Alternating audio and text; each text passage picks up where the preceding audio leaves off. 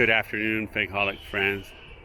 This tree is an unknown fig from Italy that was brought into the United States, perhaps 50 years ago from my friend Angelo from Petaluma. Angelo is a longtime friend that I met when we were both first planting chestnut orchards 20 years ago, or 21 years ago maybe. Anyway, I've known him for a number of years and visited him at his Smokehouse on Old Adobe Road and on the west or east side of Petaluma. And Angelo's a great cook too. He won the state competition for tri-tip once. Anyway, he has grown some different fruits that he brought from Italy many years ago. And this is one of them. Angelo's not familiar. He thought I was crazy about all these different fig varieties. He only knew of one fig, and this was Fiorone. And I think some of us know anyway that Fiorone just refers to a breba crop, and this tree does make both breba and main crop fruits. This is one of the trees that hasn't grown real well for us out in the orchard, and I suspect it's maybe due to salinity issues. Years ago I had some testing done, and some spots had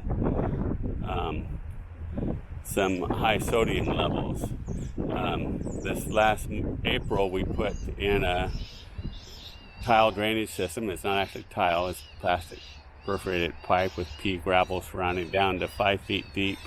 In fact, if you look right here to the north there, and it goes with the slope of the field some. Our field slopes about 0.3 of a foot for every 100 feet traveling to the east. Anyway, there's a line that is just 15 feet perpendicular to where I'm standing now, and then it carries off over there to the north into a drainage ditch.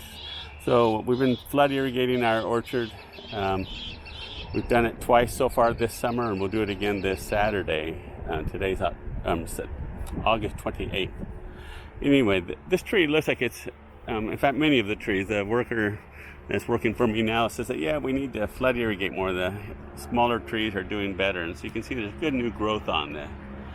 Someone commented in a forum that my orchard looked unkept or not cared for, and I don't take offense to that. I'm not trying to grow my trees all to be pretty. Some of them are, but it's windy conditions out here, and we had 108 degrees last week.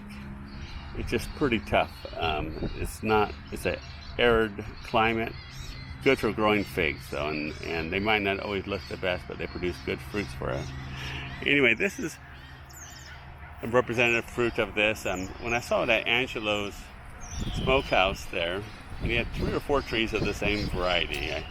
Again, he didn't know there were different varieties. Someday I'll maybe give him something early like Ronde de Bordeaux. But it had breba on it when I visited him. And I forget, I wrote somewhere on a Facebook group years ago about the city this came from. But it might be overripe. Let me check it. No, it's not. It's nice. It's starting to dry near the eye, but it's not spoiled at all. I would say this fig is very sweet, jammy, and a moderate berry flavor. The fruits can get larger than this. Again, this tree hasn't done well, but it's improving now. It's got new growth coming on there. I'm hoping that this tree will take off.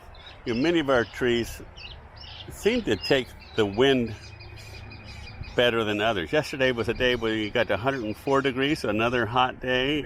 I don't care for the weather that hot myself. The fig trees usually do okay, but some don't look as good as others. But some look pretty raggedy. Others, all the leaves hold up fine to it.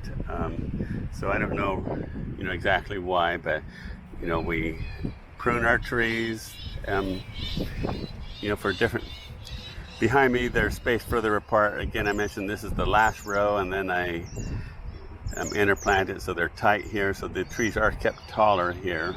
But not all trees have the same growth habit. Some are just more upright growers, some are very bushy growers. You can see this other tree next to it, it branches out a lot more, and some just want to grow taller. And I can't change the genetics of a tree. But hopefully with the flood irrigation, more of these will have good growth on them. Again, this is Angelo's Fiorone. Thanks for watching.